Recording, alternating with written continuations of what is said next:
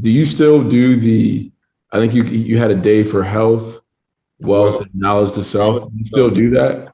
And if Yes. so, can you just explain what that is? Because when I heard that, I'm like, man, that's powerful. Oh man.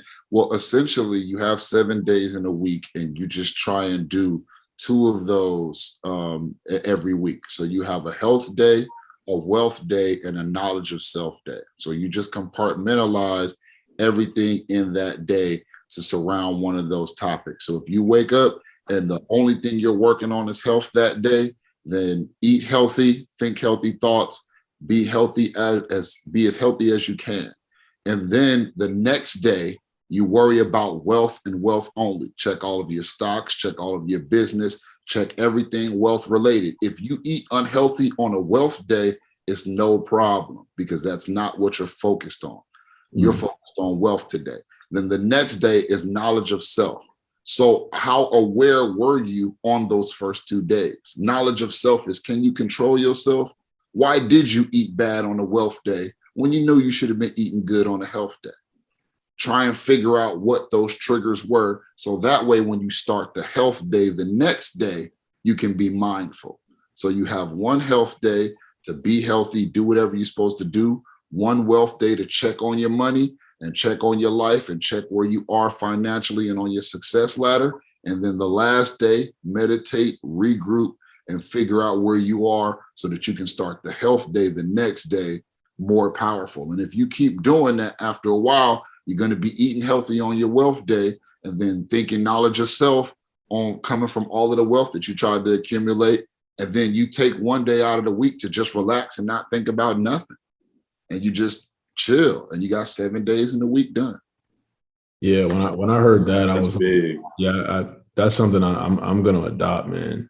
And like you said, eventually you keep adding pennies to that penny jar, it'll fill up, and now you got habits, right? It's not like Right. you probably almost forget about, man, it's health or wealth day. Nah, Right. it's just every day now. Exactly. And if you ever forget, it's a health day. Yeah. Once Right. you ever, what day? It's a health day. So let Yep. me my body.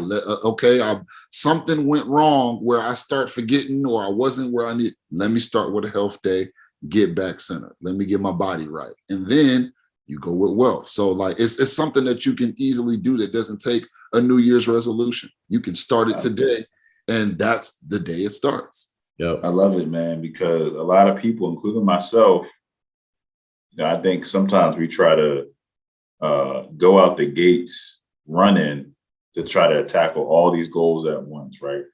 I'm about to get a debt this year. I'm about to lose 10% body fat. Right.